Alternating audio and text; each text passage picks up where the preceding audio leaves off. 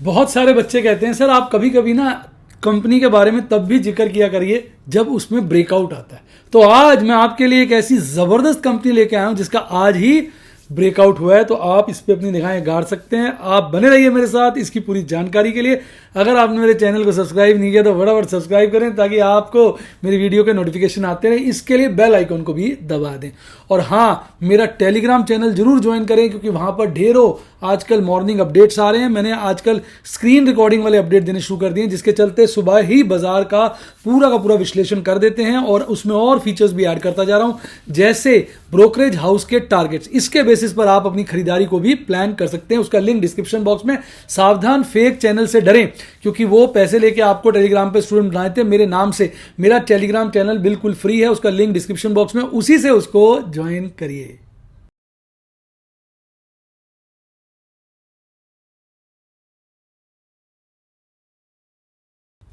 Hi guys, आपका स्वागत है आपके अपने show MKJ talks for investment in Hindi में। कैसे हैं आप भाई?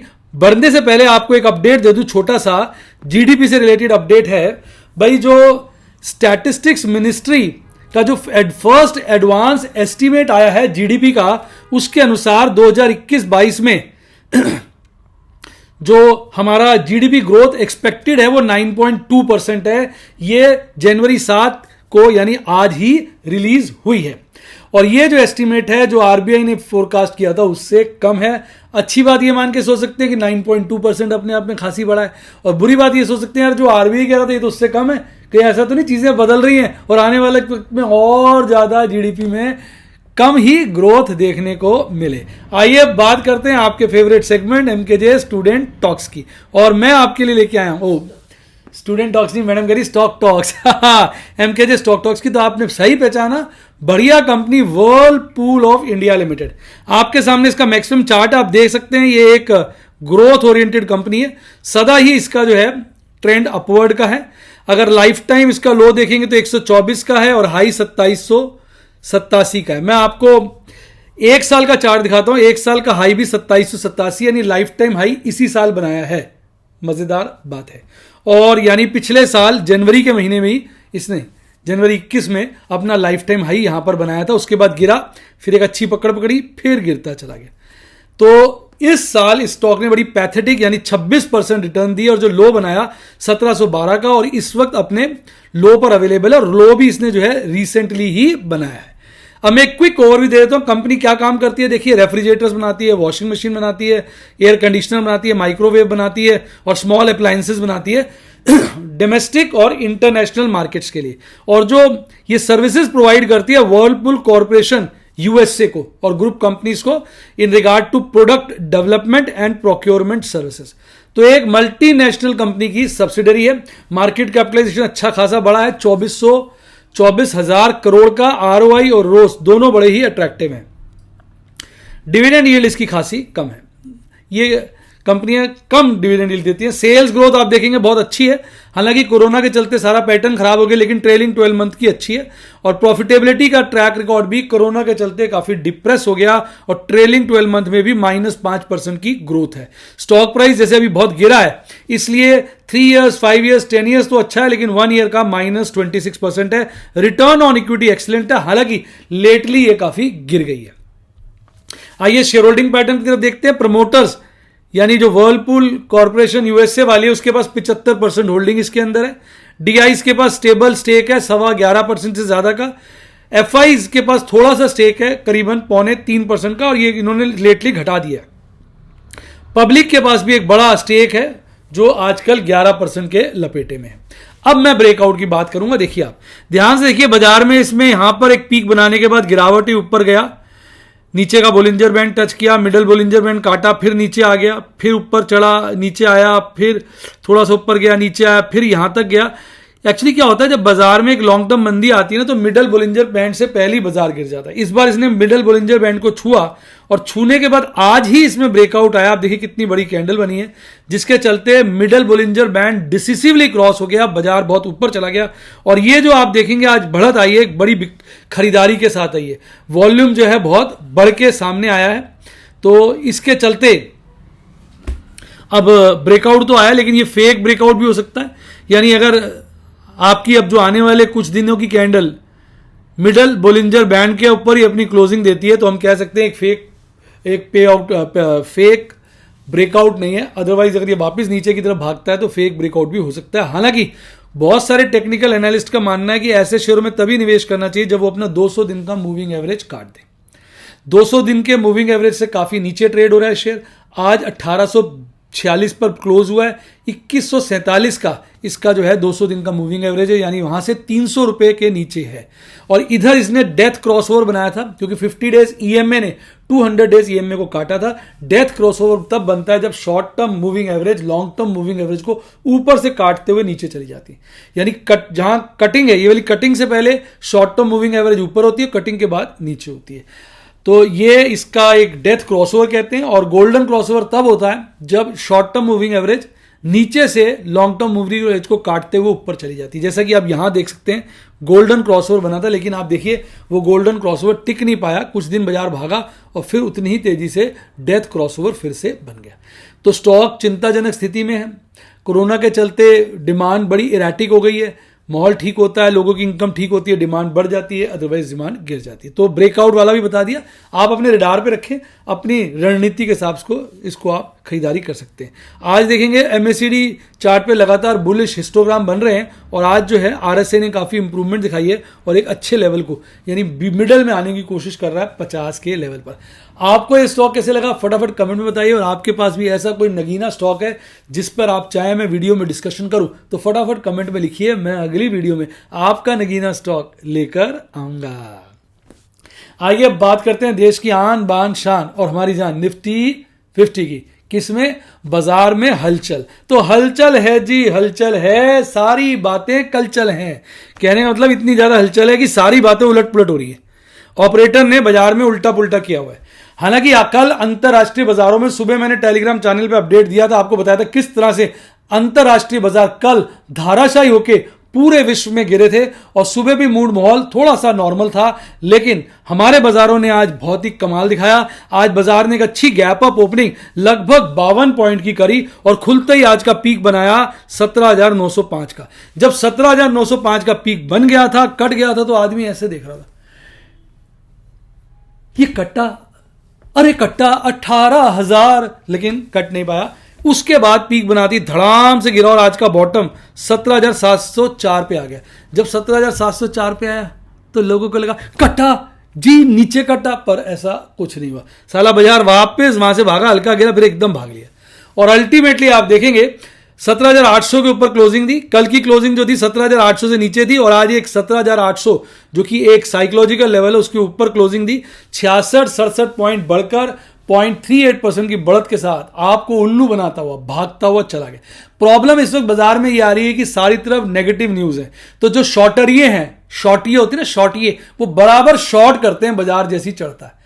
और ऑपरेटर क्या उनको मौका देता है थोड़ा गिराकर, जैसे गिराता है ऑपरेटर एक्टिव होते हैं, और गिराता और एक्टिव होते हैं, और गिराता और एक्टिव होते हैं। नहीं, बाजार गिराता जाता है, लोग शॉर्ट करते जाते हैं। जब लोग बतेरा शॉर्ट कर देते हैं, ऑपरेटर कहता है तेरी तो, और बाजार को खींच देता है, शॉर्टियों की वाट लगा देता है। सुबह सुबह लॉन्गियों की वाट लगाता है और शाम को बीच में और लिखकर शॉर्ट को इंकरेज कर बात जाते जाते शॉर्टियों की बैंड बजा रहा है। यानी ऑपरेटर को इस वक्त दोनों तरफ काटने के अच्छे मौके मिल रहे हैं। भागने वाले शेयरों में गजब ढारा था ग्रासीम, ओएनजीसी, ओएनजीसी आज ऐसे भागा, ये मेरा पास इसका एक फ्यूचर पड़ा था, बहुत भारी लॉस में था, आज मैंने इसकी कॉल बेच डाली और ये प्रॉफिट में भी आ गया था। हिंडाल्को, एचडीएफसी लाइफ, श्री सी, एशियन पेंट, ब्रिटानिया, शेयर ऐसे भाग रहे हैं जैसे गधे के सर से सींग ऊपर की तरफ ही भागते जा रहे हैं। अब गिरने वाले शेयरों में सबसे आगे M&M, Bajaj Finserv, Bajaj finance, Larsen, HDFC, Titan और भारती एयरटेल। कुछ भरोसा नहीं है, बाजार बिल्कुल हौच पौच हुआ है। जिसको आपको लगेगा भागना चाहिए भागना चाहिए भागना चाहिए, वो गिर जाएगा। जिसका आप लोग गिरना चाहिए गिरना चाहिए गिरना चाहिए, भाग जाएगा। यानी बाजार में पूरा केओस बचा हुआ है। अब कैंडलस्टिक चार्ट पे देखेंगे तो भयंकर संकेत नजर आ रहे हैं। देखिए साली जो गिरावट थी एक ही दिन टिक पाई और थोड़ी छोटा वी बनके तो वो ऊपर की तरफ चली ही गई है। अगर कैंडलस्टिक चार्ट को जरा ध्यान से पकड़े तो कल की जो हैंगिंग मैन कैंडल थी उसके बाद आज बनी है इनडिसिसिव डोजी और ऊपर की तरफ बनी है। यानी लगातार बाजार भाग रहा था, कल हैंगिंग मैन बना। हैंगिंग मैन बनने का मतलब क्या था? बाजार को गिरना चाहिए। आज कंफर्मेशन का इंतजार था, बाजार ने कंफर्मेशन नहीं दी, उल्टा कंफ्यूजन दे दिया। बाजार ने यह भी नहीं करा कि तोड़ दियो, कंफ्यूजन दे दिया। एग्जैक्ट इंडिसिसिव डोजी बना है, ऊपर की विक नीचे की विक बहुतेरा लंबी है और बराबर है और नीचे की बॉडी छोटी है, यानी बाजार कंफ्यूज करके हमें छोड़ गया। ऊपर से कंफ्यूजन ये है कि हरा वाला बॉक्स बना गया, यानी ऐसा लग रहा बाजार में तो तेजी है, बाजार में तो तेजी है, बाजार में तो तेजी है, तो बैंड बजा रहा है और इस वक्त बाजार पूरा कंफ्यूज किया हुआ है। और ये वाला बैग जो गैप जो छूट गया, आप इधर देखेंगे, इधर जो गैप छूटा वो बार बार कह रहा, वो कह रहा ना कब आओगे नीचे, कब आओगे जी, मैं वेट कर रहा हूँ आपके, आइए ना नीचे आइए। अब उस गैप को बुल्स जो है वो अजीब चला रहे हैं और बेयर्स कह रहे हैं भैया लाएंगे यार, कोशिश कर रहे हैं, लाएंगे इनको लाएंगे। भाई अब क्या बोले। एमएससीडी चार्ट पे देखिए बाजार हालांकि आज बढ़ के बंद हुआ है, लेकिन एमएससीडी चार्ट पे हिस्टोग्राम लाल है, इसका मतलब कहीं ना कहीं हिस्टोग्राम में कमजोरी है। एमएससीडी चार्ट कह रहा है यार बाजार ना चढ़ नहीं पा रहा, आज का जो कंफ्यूजिंग वाला डोजी बना है वो इसी बात की तरफ इशारा कर रहा है, भाई चढ़ नहीं पा रहा है, चढ़ूं कि ना चढ़ूं, वो गिरना चाह रहा है। और आरएसआई हल्का से इंप्रूव हो गया, पर आरएसआई बहुत अच्छे लेवल पे है, 60 के ऊपर है, इसलिए बाजार में कमजोरी के चिन्ह नहीं है, मजबूती के चिन्ह ही हैं। अब बात करते हैं ऑप्शन चेन एनालिसिस की। तो अगर आप ऑप्शन चेन एनालिसिस पे देखेंगे तो 17,812 पे बाजार बंद हुआ और 17,800 पे आप देखेंगे कॉल वालों ने अपने ओपन इंटरेस्ट बढ़ाया, पर पुट वालों ने देखिए कितना ज्यादा बढ़ा दिया। कॉल ने तो बढ़ाया, पुट वालों ने कहा टिप करके अपना ओपन इंटरेस्ट बहुत तगड़ा बढ़ा दिया। यानी कॉल राइटर्स को लग रहा है बाजार इसके ऊपर नहीं जाएगा, पुट राइटर्स कह रहे हैं इससे नीचे नहीं जाएगा। तो देख लियो, अबे तो देख लियो क्या बात कर रहा है, अरे 17,800 से नीचे नहीं जाएगा। पुट राइटर्स इतने कॉन्फिडेंट, और कुछ पुट राइटर्स आगे पहुंच गए, उन्होंने 17,900 पे भी लिख डाली पुट, नहीं अगर 17,900 के भी ऊपर रहेगा बाजार, ना सोचो ये गिरेगा। और कुछ तो ऐसे एनर्जेटिक कम थे पुट राइटर्स थे जिन्होंने उठा के 18,000 के ऊपर भी नई कॉल राइटिंग पुट राइटिंग कर दी, और तेरी तो 18 से ऊपर जाएगा इसी हफ्ते, देख लेना, हम भी वो बाबा जी के साथ हैं जो बताते हैं कि इस बार 18,000 कटेगा। तो कहने का तर्क ये हो गया कि बाजार में पुट राइटर्स तो बड़े कॉन्फिडेंट नजर आ रहे हैं, कॉल राइटर्स ऊपर के लेवल पे तो सुस्त हैं, ढीले हैं। देखिए कहीं ना कहीं ओपन इंटरेस्ट घटा रहे, नीचे के लेवल पे उनके अंदर थोड़ी मजबूती है, पर मजबूती अगर आप देखेंगे वो भी भाग भाग के ऊपर की कॉल राइटिंग लिख रहे हैं। ऐसा लग रहा है उनको भी लग रहा है यार नीचे पजामे खुल सकते हैं, इसलिए ऊपर ही पजामे पकड़ के बैठेंगे ताकि ना खुले। अब अगर आप बात करेंगे मंथली, तो मंथली में लंबा चौड़ा नहीं है, लेकिन मंथली में अगर आप देखेंगे कॉल राइटर्स ने तो सभी लेवल्स पर, ऊपर के लेवल्स पर कॉल राइटिंग कम कर दी, यानी ऊपर की तरफ भागे हैं। और पुट राइटर्स ने तो 17,800 पे अपनी पुट राइटिंग बढ़ाई है, हालांकि उन्होंने भी 18,000 पे पुट राइटिंग कम कर दी है, 17,500 पे भी कम की है। अब या तो पुट राइटर्स महीने का छोड़ के अभी पे कॉन्सेंट्रेट कर रहे हैं, तो ओवरऑल जो है मंथली में कोई खास ट्रेंड नजर नहीं आ रहा। अब ये देखिए बाजार जो है इस वक्त नॉर्मल जोन में आ गया है, ओवर बॉट आउट नहीं है, ओवर सोल्ड नहीं है, नॉर्मल है वीकली वाला। हाँ मंथली वाला अभी भी ओवर बॉट आउट है, इसलिए देखिए मंथली वाले का पीसीआर रेशियो कम होता जा रहा है, यानी जहां मिल रहा है जो पुट राइटर्स है वो निकल रहे हैं। तो ऐसा लग रहा है कि वीकली चार्ट पर, क्योंकि पीसीआर नीचे के लेवल पे आ गया है, तो ऊपर जाने की और नीचे जाने की दोनों की गुंजाइशें बन चुकी हैं। अब बात करते हैं आपके प्यारे राजदुलारे निफ्टी बैंक की। तो निफ्टी बैंक ने भी आज अच्छी सी गैप ऑफ ओपनिंग दी, लगभग 170 पॉइंट की, और उसके बाद खुलते ही पीक बनाया जैसे निफ्टी 50 ने बनाया था 38,000 के पार, गिरा, वहीं बॉटम बनाया जैसे निफ्टी 50 ने बनाया था 37,427 का, फिर बढ़ा और अल्टीमेटली 37,739 पर 250 पॉइंट की बढ़त के साथ निफ्टी के मुकाबले डबल ग्रोथ के साथ बंद हुआ। यानी ये तो उससे भी ज्यादा करंट वाला हो रहा है। आज अगर आप देखेंगे 3 ही शेयर लाली में थे, सबसे आगे आईडीएफसी फर्स्ट था, आरबीएल था, एसबीआई था। आरबीएल में एनएफओ में बैन लग गया, इसके करके वो ढीला पड़ गया। भागने वालों में एयू बैंक, बंधन बैंक, फेडरल बैंक जोश बना रहे थे, आईसीआईसीआई बैंक, एचडीएफसी बैंक गाना गा रहे थे, आगे दौड़ रहे थे। जिस तरह से लोगों को लग रहा था बाजार गिरेगा, सबकी मम्मी पापा याद दिलाकर बाजार को बढ़ा दिया और सबको काट दिया। अब इसका जो कैंडलस्टिक चार्ट है, ये तो भैया आज ये भी थोड़ा इंडिसिसिव डोजी जैसा ही बना है, क्योंकि ऊपर और नीचे की विक इसकी खासी बड़ी है, ऊपर और नीचे की विक देख रहे हैं आप, खासी बड़ी है। तो अभी बाजार के बारे में कहना मुश्किल है, ओवरऑल ट्रेंड अभी भी मैं कहूंगा अपवर्ड बिल्कुल बरकरार है। तो निफ्टी बैंक तो अभी भी अपवर्ड मूव की तरफ चल रहा है और हिस्टोग्राम भी देखिए लगातार बढ़ते जा रहे हैं एमएससीडी चार्ट पे और आरएसआई भी मजबूती से टिका हुआ है, यानी इस वक्त निफ्टी बैंक निफ्टी 50 के मुकाबले ज्यादा स्ट्रांग है। आइए ऑप्शन चेन एनालिसिस देखें मंथली का। तो अब आप देखिए कॉल राइटर 37,500 से तो भाग गए, 38,000 पे उन्होंने काफी कॉल राइटिंग की है और पुट राइटर्स के मुकाबले ज्यादा है, तो यानी 38,000 जबकि ज्यादा दूर नहीं है, तो इसका मतलब बाजार में इस वक्त तो यही लग रहा है कॉल राइटर्स बड़े कॉन्फिडेंट है बाजार 38 के ऊपर नहीं जाएगा, पुट राइटर्स डाउटफुल है। और अगर ये सारे के सारे कॉल बायर ऑपरेटर है तो ऐसा 38 के ऊपर जाएगा कि साले जो कॉल राइटर हैं अपनी लुंगी पकड़ भी नहीं पाएंगे, उससे पहले निकल जाएगी, तो ये हालत हो जाएगी। बाकी देखते हैं पीसीआर देखेंगे, इस वक्त बैंक का काफी कम हो चुका है, अब आप इसको ओवर सोल्ड भी कह सकते हैं, यानी पीसीआर के हिसाब से बाजार चढ़ना चाहिए, सीधी सी बात। और मंथली वाला अभी भी ओवर बॉट है। अब बात करते हैं एफआईज डीआईज की। कहते हैं ना कमीनेपन की एक हद होती है, एक हिंदी फिल्म का डायलॉग होता है, अच्छा कमीनेपन की भी हद होती है जानी, और तुमने वो सारी की सारी हदें पार कर दी हैं। ये डायलॉग इस वक्त फिट बैठता है एफआईज के लिए। साले इतनी बड़ी बिकवाली करने के बाद आपकी भाषा में गाली दे लो, इतनी बड़ी खरीदारी करते हैं कि आदमी चौंक जाता है। इवन डीआईज चौंक जाते हैं, वो कहते हैं साले हम ही बिकवाली कर दें, ये तो पागल हो गया आज डीआईज बिकवाली कर देते हैं। अब बताओ क्या कहोगे यार इस बाजार को, इस बाजार का कोई दीन ईमान नहीं है। डीआईज तो बेचारा ऐसा लगता है एफआई से पूछ के करता है, एफआई भैया क्या कर रहे हो, एफआई बोलते हैं खरीदारी, अच्छा मैं बिकवाली कर देता हूं, एफआई बोलता है बिकवाली, अच्छा मैं खरीदारी कर लेता हूं। यानी डीआईज तो लगता है एफआई से पूछ के काम करता है। कल की भारी बिकवाली के बाद और आज ठीक ठाक सी, भारी तो नहीं कहूंगा, ठीक ठाक सी खरीदारी आ गई।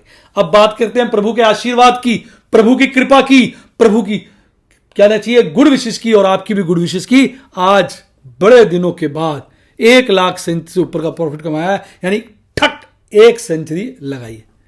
और मैं आपको बता दूं ये सारा का सारा श्रेय उस प्रभु को जाता है, अपने हाथ में कुछ नहीं है, अपने तो भजन कर रहे हैं भजन। 15 ट्रेड किए, 9 ट्रेड्स ओपल बैरल के थे, 4 नई पोजीशन थी, 5 स्क्वायर ऑफ थे जिसमें 1,10,000 का बड़ा प्रॉफिट कमाया। पर्ल के 2 एक पोजीशन, 1 स्क्वायर ऑफ 17,550 का प्रॉफिट कमाया, यही पोजीशन प्लेटिनम की है। एमरल्ड के 2 ट्रेड किए, 2 स्क्वायर ऑफ और 9,400 का प्रॉफिट कमाया। एक बहुत जबरदस्त गेम मेरे फेवरेट शेयर में खेली, अगर आप गेस कर सकते हैं फेवरेट शेयर का नाम, जो मैंने आज प्लेटिनम और बैरल और ओपल और रूबी सबके साथ शेयर किया। बढ़िया जबरदस्त प्लान, आप कमेंट में बताइए क्या था वो प्लान।